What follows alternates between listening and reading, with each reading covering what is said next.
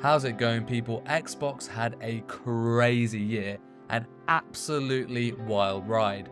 Lots of mixed messaging and big swings in strategy, but also a lot of positives and exciting news. I'm gonna have fun reviewing this one. Much like the other videos in this series, I will be scoring based on 3 elements: the showcases, the hardware, and then the games. If you want to see more of this content, please leave a like and subscribe, as it really helps the channel. Xbox had 4 notable events this year, the most out of all of the major publishers. This was a developer direct in January, ID at Xbox in April, the summer showcase in June, and then a partner preview in October. ID at Xbox was the only one of these that didn't really show anything new, as it focused on indie games coming to the platform, but most things were known quantities. The only highlights were a release date for Astor, Blade of the Monolith, a beta for 33 Immortals, and a big update to Palworld. The other 3 events, though, were fantastic.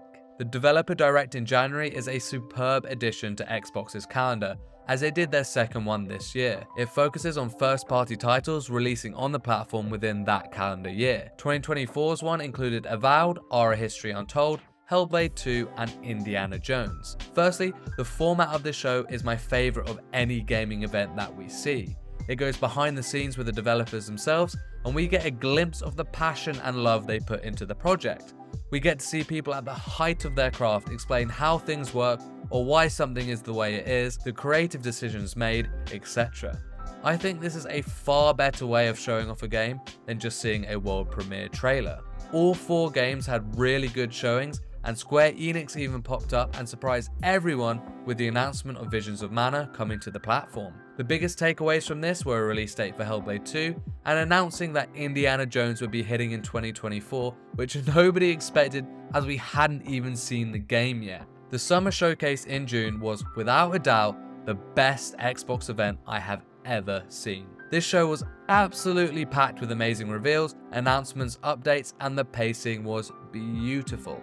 There were minimal cutaways, and the Xbox heads Phil Spencer, Matt Booty, and Sarah Bond all had little presence on the stage, just segueing into the next titles. It was non-stop adrenaline, and it was just bloody fantastic. We saw reveals for Black Ops 6, Doom the Dark Ages, State of Decay 3, Dragon Age the Veilguard, Starfield Shattered Space, Claire Obscure Expedition 33, South of Midnight gameplay, Perfect Dark, Diablo 4 Vessel of Hatred, Fable gameplay, Fragpunk, Winterborough, Mixtape, Life is Strange Double Exposure, Atomfall, Assassin's Creed Shadows gameplay, a new Digital Series X console, and Gears of War E-Day.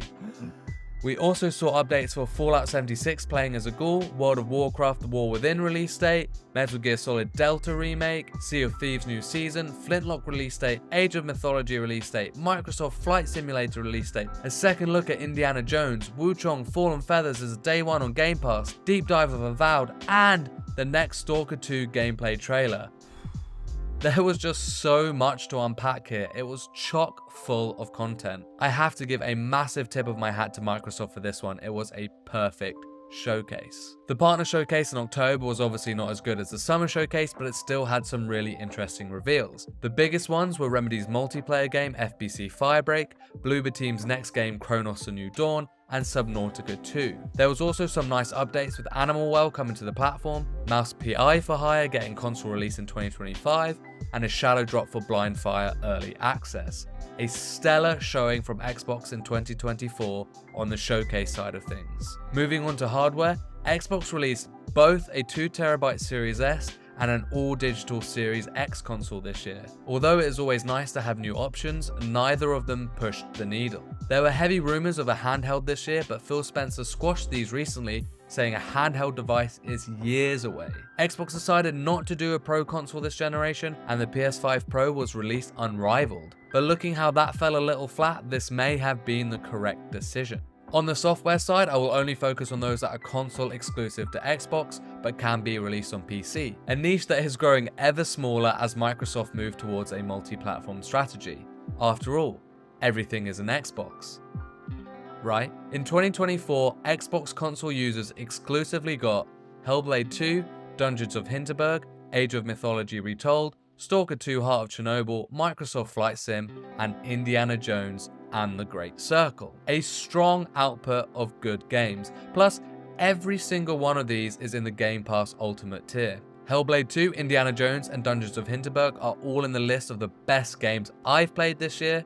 I thought Stalker 2 was okay, I gave it a 7 out of 10, but a lot of people seem to be a lot higher on it than me. I haven't played Age of Mythology as strategy games aren't my thing, but I've heard a lot of positive comments from the people who do like those games, and it is sitting at 83 on Metacritic, which is a really strong score. Microsoft Flight Sim 2024 is probably the only game here I can fault, as I understand it was released practically unplayable. The goodwill sentiment seems to be increasing now as time goes on, but it really isn't acceptable to release a game in an unplayable state. In conclusion, even with all the controversy surrounding Xbox with its constant flip-flopping of messaging, they had a pretty great year. Some of the best showcases I have ever seen, coupled with a really strong output of games, something we have seen them struggle to do for years now.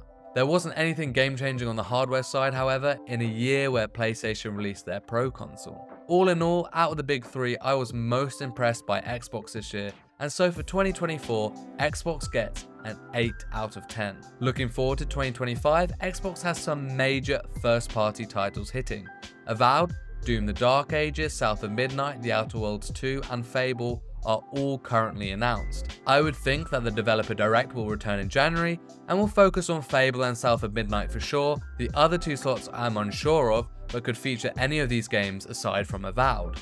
As for exclusivity, I can see Phil's "no red lines" comment coming to fruition. We already know The Outer Worlds 2 and Doom are releasing day one on PlayStation. I wouldn't be surprised if Avowed also did later down the line. We also know Indiana Jones is getting a PlayStation release early next year. I could see some big announcement for Xbox first party coming to PlayStation, and if I were to guess, it would be Starfield and maybe Gears of War. I hope to see some more awesome showcases and maybe a little tease of a handheld device. If you want to see what I thought of PlayStation and Nintendo's 2024, check out my other year in review videos and let me know in the comments below what you thought of Xbox's year. If you enjoy the content, please consider leaving a like and subscribe, and for everything casual gamer, keep it here.